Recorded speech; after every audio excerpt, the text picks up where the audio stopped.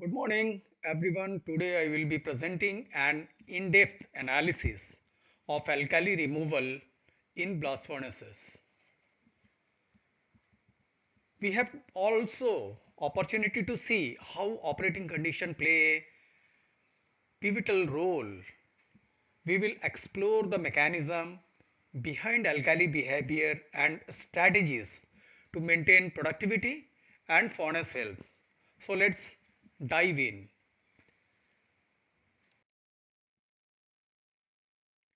Alkali compounds like potassium and sodium have a significant influence on furnace performance. Their impact is immensely create a problems in the furnace. Their input can lead to coke degradation, mainly poor health. Permeability is a result of coke degradation and scalp formation in the shaft due to the heat transfer from high heat load area to low heat load area. As we see globally, best practices limit alkali input to 1.5 to 2.5 kg per ton hot metal. But there are exceptions like many furnaces, and one of them is NLMK blast furnace number 6, which face much higher levels. This highlights the need of strict alkali control, and this presentation also covers a furnace which is much beyond 2.5 kg alkali load. So it's a good opportunity to see what is the corrective measure taken by the furnace operators in this regard. Now, alkali compounds poses several challenges in blast furnaces, as all operators know. Besides structural issues like coke degradation and scalp formation, they disrupt internal processes heavily. Therefore, understanding their entry and removal route is very important and is also essential for maintaining efficiency and avoiding long-term damage. In a blast furnace, alkali enters mainly through raw materials, as we all know, and must be removed efficiently before its entry if possible. Slag carries away around 90%. We can further correct it to 80 to 90% of the alkalis, while only a small portion escapes via top gas. Maintaining a balance between input and output is crucial for any imbalance that can lead to serious productivity losses, and thus in each case of anomaly in furnace production, in case of any process upset, it is highly recommended that we need to balance input and output, which can give us a indication what is the retention level. If retention level goes high, then our process upset intensity also magnify. Now coming to the alkali removal pathway, especially gas removal uh, routes and slag removal routes, because these are the two main pathways which drain the alkali load in the furnace.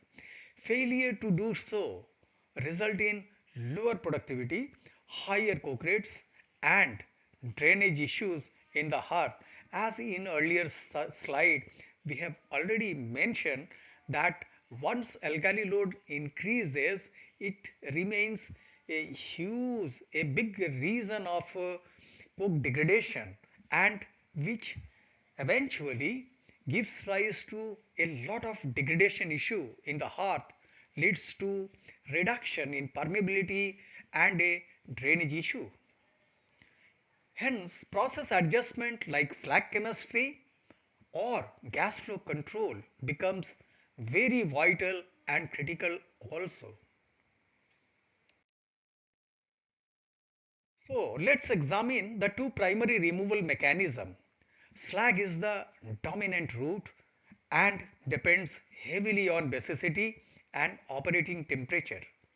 Top gas removal, while minor, is unstable and hard to quantify due to dissolution is gas cleaning water. So optimizing slack condition is thus our safest bet. That's why we have to more concentrate on slack chemistry because this route is responsible for flushing the slag in a very big way. To optimize alkali removal, we focus on three factors. First is lowering the slag basicity to improve drainage. Like a B3 range of 1.21 to 1.27 is ideal. Second, the central gas flow enhanced removal rate. And third, keeping silicon content below 0.55% helps control alkali circulation. This is, however, a sort of navigation lines, but operators need to see in their condition what suit best. Now, coming to the crossing of the alkali load around 3.6 kg per ton hot metal, this alkali threshold puts the system at a huge risk. To mitigate these, we refine slag basicity, boost central gas flow, and manage furnace temperature.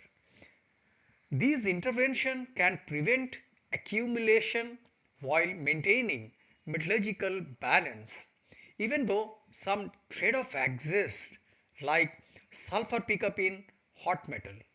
Hence, a operator need to see what are the long-term benefits and thereafter we can choose the right pathway to minimize the alkali loading.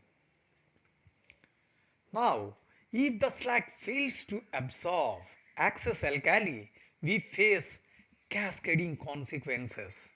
For every 1 kg per ton hot metal, imbalance productivity by huge margin, and this is a very sensible figure which is around 4.5%, and coke rate rises by more than 2% and near to 2.5%, which is a huge scale.